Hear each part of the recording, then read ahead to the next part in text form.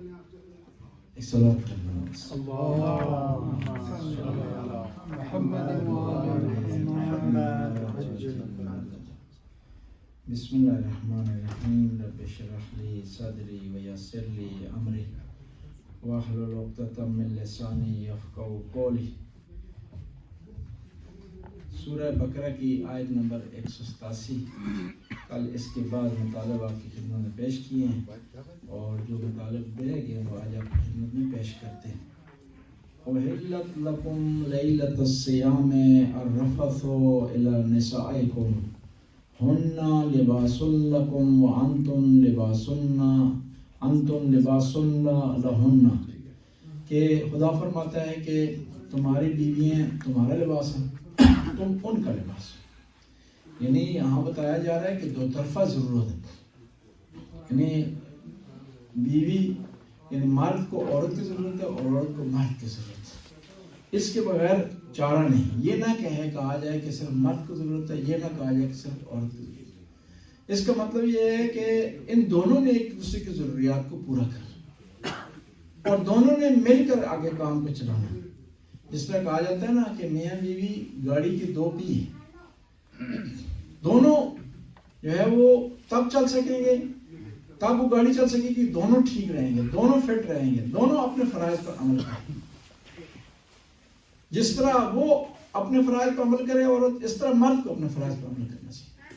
مشکلات وہاں ہوتی ہیں کہ جہاں کسی ایک طرف سے کوتاہی ہوتی ہے، کوئی ایک طرف سے غفلت ہوتی ہے. اور پھر اسی جو ہے وہ آیت سے ایک اور پتہ چلتا ہے کہ جس طرح لباس ہے نا، وہ گندا اگر ہو جائے تو اس کو کاٹا نہیں جاتا، اس کو پھینکا نہیں جاتا، اس کو دور نہیں پھینکا جاتا، بلکہ اس کو دھویا جاتا ہے، اس کی اصلاح کی جاتی ہے. یعنی مرد عورت کے لیے لباس ہے، عورت مرد کے لیے لباس ہے. یعنی اس کا مطلب ہے کہ اگر کوئی غلطی ہو گئی، کوئی خطا ہو گئی، کوئی مسٹیک ہو گئی ہے، تو انہوں نے اس غلطی اور خطا اور مسٹیک کو ٹھیک کرنا اور زندگی کو آگے بڑھانا ہے، اتار کر کے نہیں پھینکنا اس لباس کو. اور پھر اسی آیت سے ایک اور پتہ چلتا ہے کہ خدا کے حکم کو جو آدمی بھی ترک کرتا ہے وہ کیا ہے؟ ظالم ہے اور خیانت کار ہے. کہا نا علم اللہ انکم کنتم تختانون انفسکم، کہ اللہ نے کیا جان لیا ہے کہ تم نے اپنے نفسوں کے ساتھ خیانت کی ہے. یعنی خدا کے فرمان کو نہ ماننا، اس کو اگنور کرنا، وہ کیا ہے؟ ظلم اور خیانت ہے. اور پھر جب خدا کے حکم کو نہیں مان رہے نا، یہ خیانت خدا کے ساتھ نہیں ہے، اپنے ساتھ ہے. اگر کوئی نماز نہیں پڑھتا تو اپنا نقصان کر، روزہ نہیں رکھ رہا تو اپنا نقصان کر. ساری دنیا اگر عبادت کرنا شروع کر دے نا تو خدا اللہ تعالیٰ کے مقام، منزلت، گردت میں اضافہ نہیں کر سکے گا. اور ساری دنیا اگر نافرمان ہو جائے تو خدا کی قدرت میں کمی نہیں کر سکتی. اگر کسی نے کرنا ہے تو کیا ہے؟ اپنے لیے کرنا. اور پھر اس آیت میں ایک اور جملہ جو ہے وہ ارشاد فرمایا وَابْتَغُوا مَا كَتَبَ اللَّهُ لَكُمْ. یہ جو تم رمضان کے مہینے میں تمہیں چھوٹ ملی ہے ہم بستری کرنے کی، مباشرت کرنے کے لیے، یہ آپ کی ہم بستری مباشرت، اس سے کوئی مقصد آپ کو حاصل ہونا چاہیے، کسی ایم کے تحت ہونا چاہیے. یعنی انسانوں کے جو معاملات ہیں ان کے اور حیوانوں کے معاملات میں فرق ہونا چاہیے. یعنی صرف مباشرت صرف جنسی تسکین نہیں ہے، بلکہ ضرورت پوری کرنا ہے. اور اس میں مین ضرورت یہ ہے کہ اولاد نیک اور صالح خدا کی بارگاہ سے انسان مانگے. وَابْتَغُوا مَا كَتَبَ اللَّهُ لَكُمْ وَكُلُوا وَاشْرَبُوا. کھاؤ پیو حَتَّى يَتَبَيَّنَ لَكُمُ الْخَيْطُ الْأَبْيَضُ مِنَ الْخَيْطِ الْأَسْوَدِ. کھا سکتے ہو، پی سکتے ہو ساری وقت، یہاں تک کہ کیا ہے؟ صبح صادق نمودار ہو جائے. اس آیت کا ایک شان نزول، پیغمبر کے ایک صحابی ہیں، وہ افطار انہوں نے کی ہے، سو گئے، اور اب اٹھے ہیں تو اب انہیں پتہ نہیں چل رہا تھا کہ اب وہ روزہ رکھ سکتے ہیں نہیں رکھ سکتے. ان کو لمیٹیشن کا نہیں پتہ چل رہا تھا. تو قرآن کی آیت نازل ہوئی کہ جب تک صبح طلوع نہیں ہوتی، صبح صادق طلوع نہیں ہوتی، تم کھا سکتے. اب یہاں ایک مسئلہ ہے کہ ہم شیعہ سنیوں سے پہلے کیوں رک جاتے ہیں کھانے پینے سے, امساک کیوں کرتے ہیں, ساری پینٹ کر. اصل مسئلہ یہ ہے کہ دو صبح ہیں, ایک صبح کاذب ہے, ایک صبح صادق ہے. صبح کاذب اس کو کہا جاتا ہے جس میں اندھیرا ہوتا ہے, اندھیرا یعنی کذب, اندھیرا. صادق اس میں روشنی ہوتی. آپ صبح صادق میں کھا نہیں سکتے اور صبح کاذب میں نماز نہیں پڑھ سکتے. لہذا ہم نماز کے ٹائم میں کلیئرنس کے لیے, واضح ہونے کے لیے ہم 10 منٹ کا وقفہ رکھتے ہیں تاکہ کلیئر ہو جائے کہ نماز کا وقت علیحدہ ہو جائے اور کس کا وقت علیحدہ ہو جائے, روزے کا علیحدہ ہو جائے. اس لیے اس میں 10 منٹ کا وقفہ ہو جائے تاکہ ہوتا ہے نا بعض ملکوں میں ایک ایریا ہوتا ہے ایک باؤنڈری پر, اسے کیا کہتے ہیں, فری زون کہتے ہیں. فری زون, نو مین زون. جی نو مین زون. ہاں نو فری زون ڈیفرنس ہے, تجارت میں آتا ہے. جی نو مین زون. نو مین زون. نو مین زون وہ نہ ایران کو ہوتا ہے نہ پاکستان کو, ٹھیک ہے, وہ ایریا.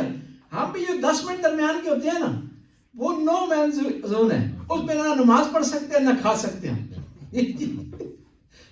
اس کے بعد آپ نے نماز پڑھنی ہے, اس سے پہلے آپ نے کھانا ہے تاکہ کلیئر ہو جائے. اور قرآن نے بھی واضح بتا دیے کہ اس وقت تک تم کھا سکتے ہو جب تک صبح صادق اور صبح کاذب میں فرق معلوم ہو جائے. اس لیے احتیاط کے طور پر ہم ایسا کرتے ہیں. اب یہ 10 منٹ کا آ جاتے ہیں, 5 منٹ کا آ جاتے ہیں, یہ شخصی اجتہاد ہے. شریعت نے نہیں کہا. شریعت نے کہا کہ آپ کو یقین ہو جائے کہ میں نے جو ہے صبح سے پہلے روزہ ختم کر لیا اور یقین ہو جائے کہ صبح کے بعد نماز پڑھی, یہ یقین حاصل کرنا ہے. اب بعض علماء ان کو یقین 10 منٹ میں حاصل ہوتا ہے, بعض کو 5 منٹ میں حاصل ہوتا ہے. انجمن حسینی کے عالم دین کو 10 منٹ میں حاصل ہوتا ہے, توحید والے کو آدھے گھنٹے میں حاصل ہوتا ہے. صلوات پڑھنے کا یہ مسئلہ ٹینشن کی ضرورت نہیں ہے اس میں. اور پھر یہاں پر یہ جی یہاں پر ایک چیز بتا دیجئے کہ ہر چیز کا ٹائم مقرر ہے, لمیٹیشن ہے. عبادت جو کر رہے ہیں وہ ٹائم کے اندر آپ نے کرنی چاہیے, اس سے آؤٹ نہیں کر سکتے.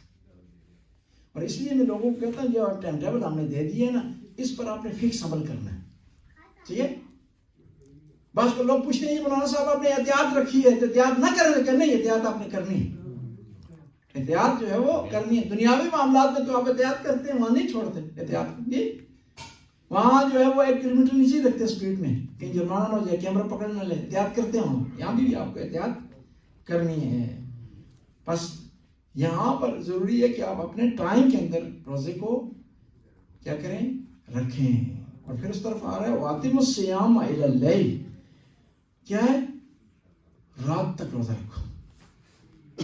2 چیزیں عربی میں 3 لفظ استعمال ہوتے ہیں, مغرب, مساء اور لیل. جب سورج غروب ہو جاتا ہے نا وہاں اس وقت مساء ہوتا ہے اور مغرب ہوتی ہے. لیکن سورج غروب ہونے کے بعد جب اندھیرا چھاتا ہے نا پھر رات ہوتی ہے. قرآن نے نہیں کہا کہ اتم الصیام الی المغرب نہیں کہا, یا اتم الصیام الی المساء نہیں کہا, بلکہ کہا الی اللیل. اسی بنیاد پر ہم احتیاط کرتے ہیں, تھوڑا جو ہے وہ روزہ لیٹ سے کھولتے ہیں تاکہ ہمیں یقین حاصل ہو جائے کہ روزہ ٹوٹا نہیں. اور خود اہل سنت کے ہمیں روایتیں ہیں کہ کیا کریں جی, نماز پڑھنے کے بعد روزہ کھولیں, فضیلت اس میں. اب شیعوں کی ضد میں آ کر انہوں نے ایک نعرہ بنا لیا کہ روزہ مکروہ ہو جائے گا. ایسے کوئی کنڈیشن نہیں ہے کہ جس میں کہا جائے کہ روزہ مکروہ ہو گیا. روزہ کچھ دوسرے کھانے کی چیز ہے یا کوئی عمل ہے کہ مکروہ ہو گیا جی, روزہ مکروہ ہو گیا. لیٹ نہ کریں روزے کو, نہیں لیٹ کرنے میں کوئی حرج نہیں. فرض کریں ہم مثال دیتے ہیں, ان کی بات صحیح, ہم نے تو کوئی نقصان نہیں کیا, ہم نے اضافی رکھا ہے نا. ہماری بات اگر صحیح ہوگی تو ان کا روزہ ٹوٹ گیا. روزہ انہوں نے وقت سے پہلے کھول دیا, سارا دن روزہ رکھا ہے, محنت کی, اسٹرگل کی, کوشش کی, آخر میں آ کر 10 منٹ کی خاطر 20 منٹ کی خاطر انہوں نے اپنا روزہ توڑ دیا. اور میں جان نہیں کب توڑا ہے. اور پھر آل بیت کے نقشے قدم پر جو نہیں چلتا نا تو ان مسائل سے دو چار ہو جاتا. ہوا اس طرح ہے کہ لوگ نہیں چاہتے تھے کہ لوگ آل بیت کے دروازے پر آئیں. یہ اسی طرح ہے نا, آپ بھوکے کو روکیں, تم نے فلاں جگہ سے روٹی نہیں لینی کھانی, لیکن وہ اس بیچارے نے تو روٹی لینی ہے. جب وہاں سے آپ اس کو نہیں کھانے دیں گے, کہیں سے تو کھائے گا نا. وہ اہل بیت کے پاک اور مطہر دروازے سے لوگوں کو علم نہیں لینے دیا لوگوں نے, تو لوگوں نے پھر یہاں سے انہیں ملتا رہا. صحیح. ایک آدمی پیاسا ہے نا, وہ پھر نہیں دیکھے گا کہ پانی گندا ہے, نجس ہے, پاک ہے, اس کو آپ اصلی جگہ سے نہیں دینے دے رہے, تو اس نے تو پیاس مٹانی ہے آپ نے. اسی وجہ سے دوسری جگہ سے علم حاصل کیا ہے تو اس میں مشکلات آئی ہیں. پھر خدا فرماتا ہے وَلَا تُبَاشِرُوهُنَّ, تم اپنے بیویوں سے مباشرت نہیں کر سکتے. وَأَنْتُمْ عَاكِفُونَ فِي الْمَسَاجِدِ, جب تم مسجد میں اعتکاف کر. اس کا مطلب ہے کہ کچھ لوگوں نے گڑبڑ کی ہے. اب مسجد میں اعتکاف کر رہے ہیں, ان کو جو ہے وہ گھر تو جا نہیں سکتے, تو کوئی انہوں نے یہاں بلانے کی کوشش کی ہے تو آرڈر آ گیا نہیں, اعتکاف کی حالت میں تم مباشرت نہیں کر سکتے ہو, تم نے خیال رکھنا ہے. اور ایک اور بھی یاد رکھیے, جو اعتکاف ہے نا, اعتکاف ہمارے یہاں 2 مہینوں میں ثواب رکھتا ہے. اہل سنت میں صرف رمضان میں, ہمارے یہاں رجب میں بھی, رجب میں بھی ہے اور رمضان میں بھی ہے, اور کم از کم 3 دن ہو سکتے ہیں. اور یہ مسجد میں ہو سکتا ہے, مسجد کے علاوہ نہیں ہو سکتا. مثلا اگر یہاں اعتکاف کا بندوبست ہم کرنا چاہیں گے نا, اعتکاف کا نام اسے نہیں دے سکتے ہم, تزکیہ نفس کا نام دیں گے, کوئی اور نام دیں گے, مسجد کے علاوہ اعتکاف نہیں ہو سکتا. جس طرح مثال دیتا ہوں آپ خدمت میں, نماز جماعت کے بغیر نہیں ہو سکتی, اور جماعت میں بھی 5 افراد ہونے چاہیے. اس طرح کی کنڈیشن ہے کس کی, اعتکاف کی. تلک حدود اللہ, یہ اللہ کی حدیں ہیں, اللہ کا قانون ہے. ولا تقربوها, اس کو نہ پھلانگو. ذالک یبین اللہ آیاتہ, اسی طرح خداوند تعالیٰ اپنی آیات کو بیان کرتا ہے, للناس, لوگوں کے لیے, لعلکم یتقون, شاید وہ تقوی اختیار کر لیں. کتنا ٹائم لگے؟ 4 منٹ. جی 4 منٹ. اگلی آیت کو پڑھ لیتے ہیں. 4 منٹ. اگلی آیت کی سلوات پڑھنا دعا.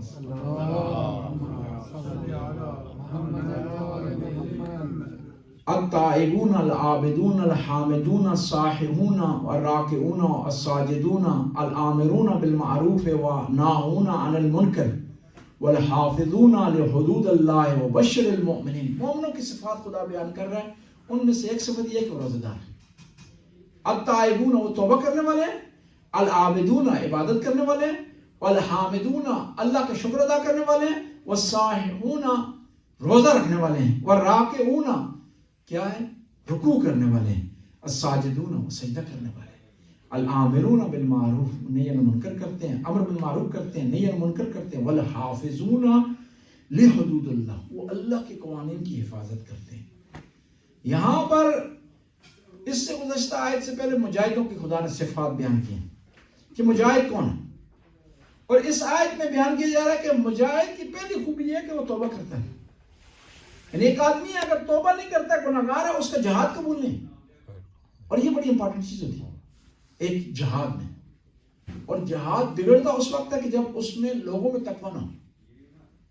ہوا اس طرح 2 جہاد ہیں آپ کے سامنے, زمین آسمان کا فرق ہے. ایک ایرانیوں کا جہاد ہے عراق کے خلاف جنگ میں, ایک افغانیوں کا.